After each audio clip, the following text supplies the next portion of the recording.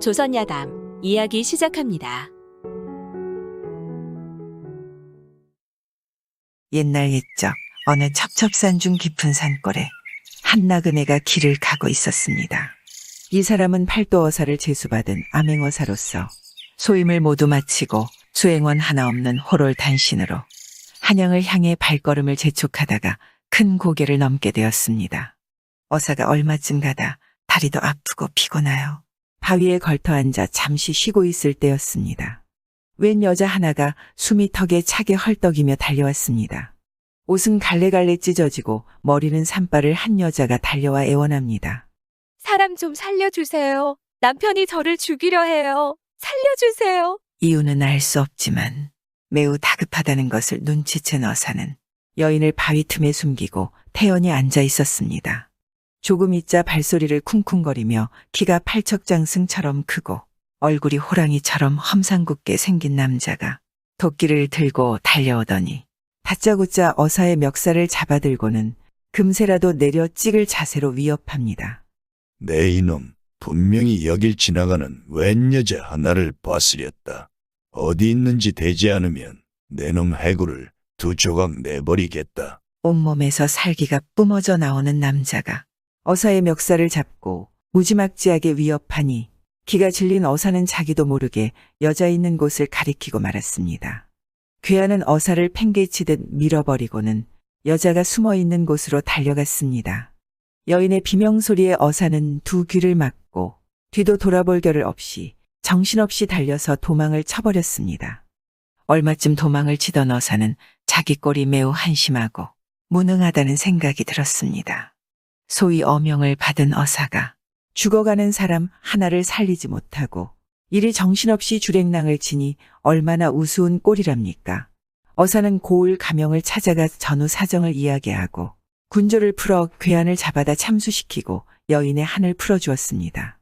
하지만 이미 죽은 여인에게 무슨 소용일까요? 그래도 죄의식에서 벗어나지 못한 어사는 명산을 찾아 들어가 큰 절에서 위령제를 크게 지내며 여인의 혼령을 위로하였습니다. 위령제를 마친 어사는 모든 도승을 한자리에 불러 자기에게 있었던 일을 상세히 얘기하고는 다음과 같이 말했죠.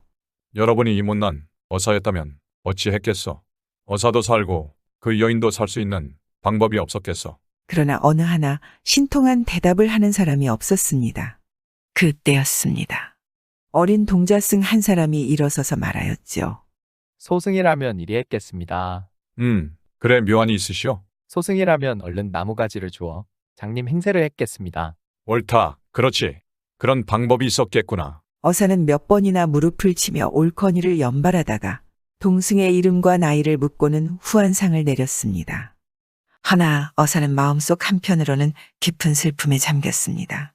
그 동승과 자기 아들과는 동갑인데 자기 아들은 천하에 없는 망난이었던 것이었죠. 어사는 떠나면서 주지승에게 부탁하였습니다. 제 아들을 이곳에 보낼 것이니 저 동승의 반만이라도 되게 가르쳐 주시죠. 그리고 한양으로 올라간 어사는 임금의 신임을 얻어 형조판서가 되었습니다. 그리고 얼마 후 절에는 한양으로부터 형조판서의 아들이 왔죠. 그런데 이놈이 어찌나 행패가 심한지 말로 표현할 수 없을 지경이었습니다.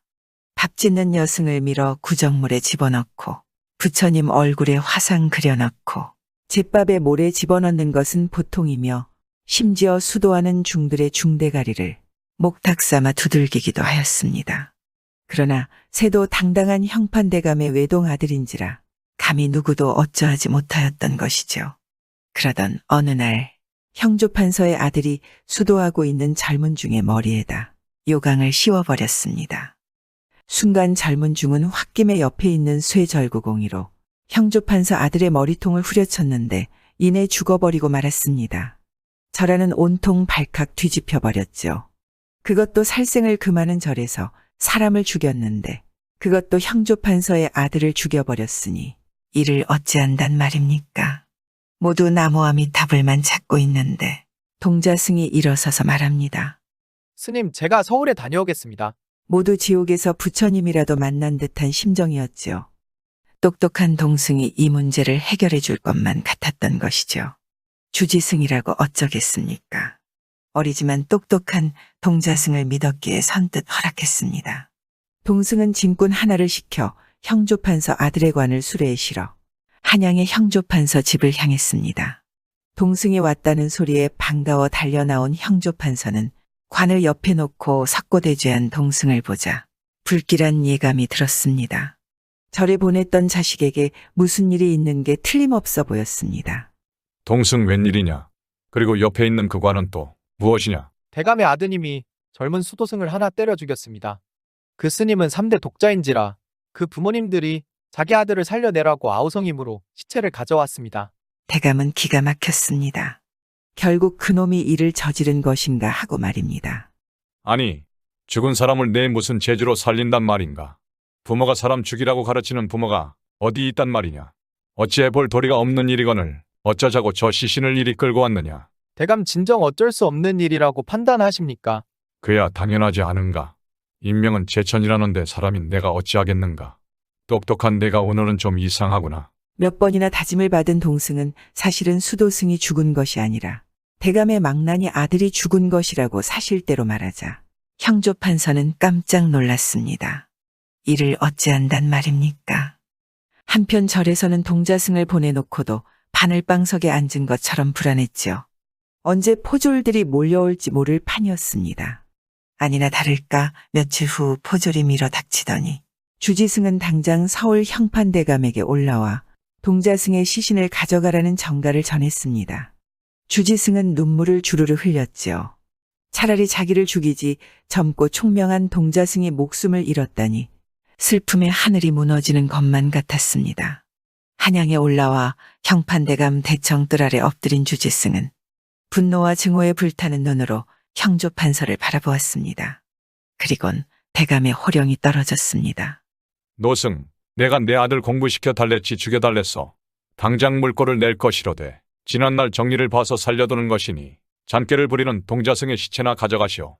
그리고 내가 새로이 양자를 하나 얻었는데 구경이나 하고 가시오. 어린 동자승의 시체를 가져가라는 말에 노승은 슬피 울며 관뚜껑을 열어보았습니다. 거기에는 어린 중이 잠들어 있는데 형판대감의 친아들이었습니다. 그리곤 놀란 가슴을 죄다 쓸어담기도 전에 스님하며 누가 부르는 것입니다. 노승이 고개를 돌려보자 문을 열고 나온 양아들. 준수한 외모에 훤칠한 키, 어디서 본 듯한 얼굴입니다. 주지승은 몇 번이나 눈을 비비고 바라보았습니다. 그는 바로 동자승이었던 것이죠.